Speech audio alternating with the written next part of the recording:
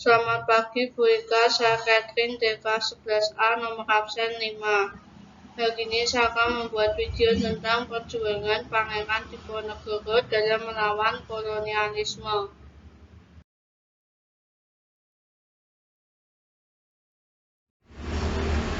Latar belakang kehidupan Pangeran Diponegoro. Pangeran Diponegoro lahir di Yogyakarta pada 11 November 1785. Ibunya merupakan seorang selir yang bernama R.A. Mangkarawati yang berasal dari Pacitan. Ayahnya bernama Gusti Raden Mas Suraja yang di kemudian hari naik takhta dan bergelar Hamengkubuwono III. Ketika dilahirkan, Diponegoro diberi nama Bendahara Raden Mas Mustahil. Kemudian diubah menjadi Bendahara Raden Mas Artawirya. Nama Islamnya adalah Abdul Hamid. Setelah ayahnya naik takhta, Artawirya diwisuda sebagai pangeran dengan nama Bendahara Pangeran Harya Diponegoro. Diponegoro dikenal sebagai pribadi yang cerdas, banyak membaca, dan ahli di bidang hukum Islam Jawa. Dia lebih tertarik kepada masalah-masalah keagamaan daripada masalah pemerintahan keraton. Itulah yang membuatnya dapat membaur dengan rakyat.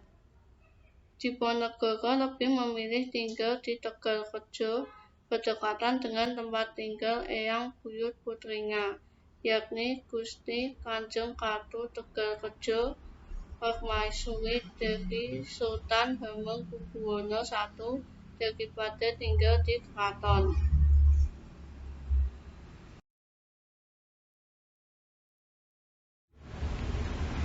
Perang Diponegoro 1825 sampai 1830. Perang Diponegoro atau Perang Jawa diawali dari keputusan dan tindakan pemerintah kolonial Belanda yang memasang patok-patok di atas lahan milik Diponegoro di desa Tegalrejo.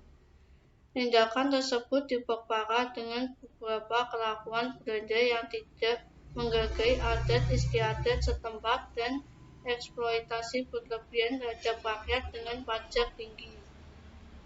Hal inilah yang membuat Pangeran Diponegoro semakin muak hingga mencetuskan sikap perlawanan. Perlawanan tersebut dilakukan demi melepaskan penderitaan rakyat miskin dari sistem pajak Belanda dan membebaskan istana dari mandat. Keputusan dan sikap Diponegoro yang menentang Belanda secara terbuka kemudian mendapat dukungan dan simpati dari rakyat. Atas saran dari sang paman B.H. Mangkubumi, Diponegoro menyingkir di Tegalrejo dan membuat markas di Gua Selarong.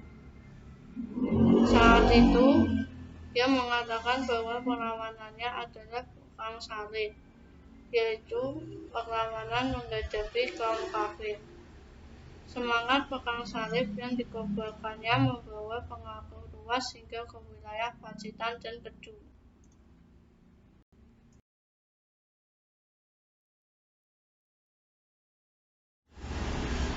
Taktik Belanda dalam Perang Diponegoro.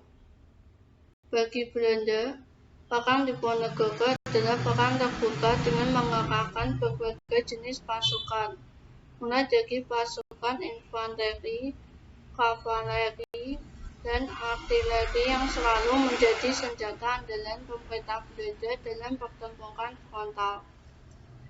Berdasarkan sudut kemiliteran, ini adalah perang pertama melibatkan semua metode yang dikenal dalam sebuah perang modern. Berbagai cara licik juga terus dilakukan Belanda untuk menangkap Diponegoro. Bahkan sayembara pun digunakan dengan mengeluarkan maklumat pada 21 September 1829. yaitu siapa saja yang dapat menangkap Pangeran Diponegoro, baik hidup atau mati, akan diberi hadiah sebesar 50.000 gulden beserta tanah dan penghormatan. Perubahan strategi Belanda terjadi ketika Gubernur Jenderal de Kock diangkat menjadi Panglima seluruh Hindia Belanda pada tahun 1827. Untuk membatasi ruang gerak dan strategi gerilya dari Diponegoro, de Kock menggunakan strategi perbentengan yang dikenal dengan benteng Streltsov. Tujuannya agar pasukan Diponegoro tidak dapat kembali dan mempersempit ruang geraknya. Perlawanan Diponegoro semakin melemah sejak akhir tahun 1828, yaitu setelah Kiai Maje, pemimpin spiritual pemberontakan, ditangkap pada 12 Oktober 1828. Disusul kemudian Sentot Prawidirjo dan pasukannya pada 16 Oktober 1828. Keadaan itu semakin diperparah karena pasukan Diponegoro kesulitan biaya, serta istrinya R.H. Kartmaningsih dan putranya tertangkap pada 14 Oktober 1829. Dengan semakin terdesaknya pasukan Diponegoro, maka sang pangeran setuju untuk bertemu dengan Jenderal de Kock untuk mengadakan perundingan. Dengan taktik yang licik, pemerintah Belanda berhasil menangkap Pangeran Diponegoro beserta keluarga dan pengikutnya pada 28 Maret 1830, yang kemudian dibawa ke Ungaran. Dari Ungaran kemudian dibawa ke gedung Karisidenan Semarang dan langsung dibawa ke Batavia dengan kapal Pollux pada tanggal 5 April 1930. Kemudian pada tanggal 30 April 1930, Pangeran Diponegoro diasingkan menuju Manado dan langsung ditawan di benteng Amsterdam. Selanjutnya, pada tahun 1934, Pangeran Diponegoro kembali dipindahkan ke Makassar. Hingga akhirnya, pada 8 Januari 1955, Pangeran Diponegoro meninggal dan dimakamkan di kota tersebut.